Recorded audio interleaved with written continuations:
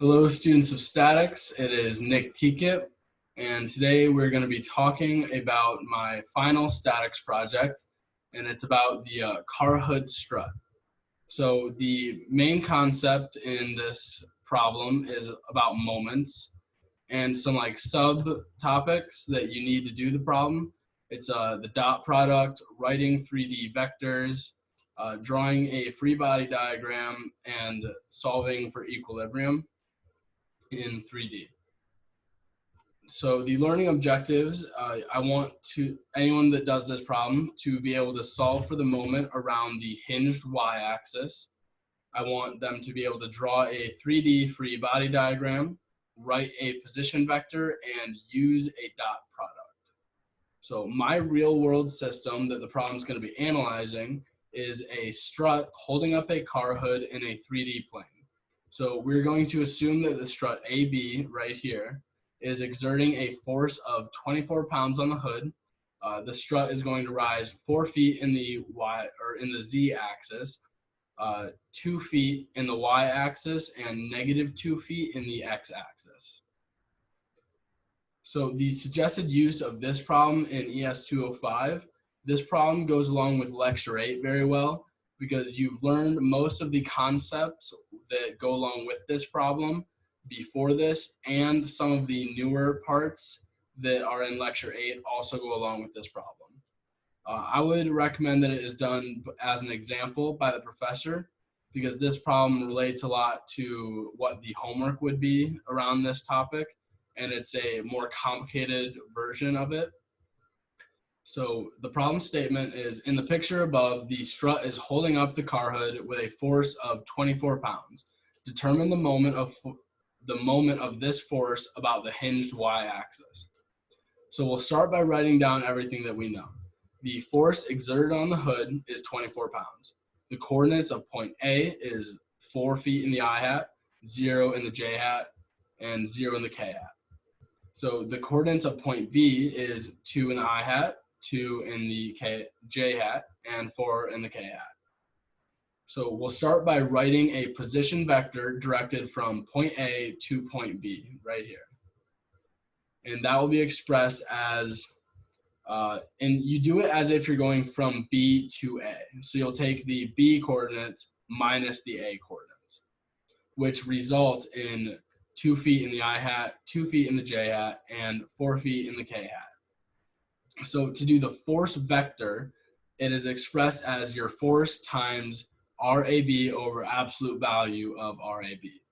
So when you substitute the unit vector and F into the first equation here, you get 24 pounds times RAB over absolute value RAB. And that bottom part equates to 4.898. And then when you take 24 divided by that, you get 4.899 times your I, J, and K hats. And you get your force vector right there. Next, we want to do the position vector directed from point O to point A, which is going to be right here in that middle part down to this point A. So to start, you have 4 minus 0 in the I hat, 0 minus 0 in the J, and 0 minus 0 as your K hat, ending with your RAO being 4 feet in the I hat. So now we want to consider a point along the y-axis as 0 feet, y feet in the J, and 0 feet in the K. So your position vector directed along the y-axis is expressed as 0 minus 0 in the I, y minus 0 in the J, and 0 minus 0 in the K, leaving you with y feet in the J hat as your position vector along axis OY. So now the unit vector that defines the direction of OY is y over the square root of y squared, which ends up being 1 foot in the J hat. So now in the final steps of this problem, you want to take the moment at OY, and the dot product is how you're going to be able to find that. So it's going to be your unit vector OY times your position vector OA times your force vector. So the UOY, which is 1 in the J hat, will go up top. So 0, 1, 0.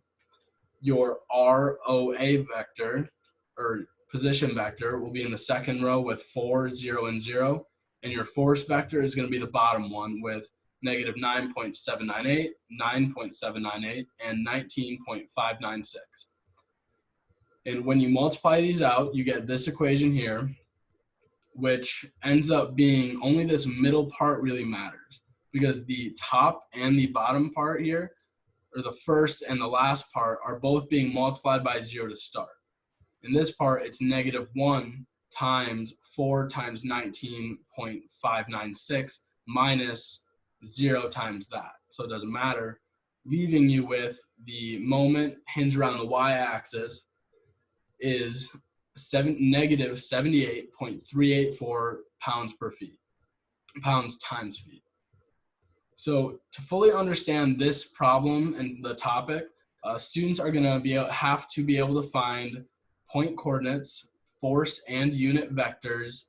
They need to have an understanding of position vectors, know how to use a dot product, and have an understanding of 3D vectors. And the references I used for this project were Lecture 8 of Statics class relating to the dot product review and writing 3D vectors part of that. That lecture just helped me to review dot products and 3D vectors to do the math in this problem. I have this YouTube clip which provided help in solving the entire equation, solving for MOY. And then the last reference I used was the Lecture 6 of Statics class, being position vectors. This lecture was useful to review creating position vectors, and it helped to determine the ROA and the RAB. Thank you for listening.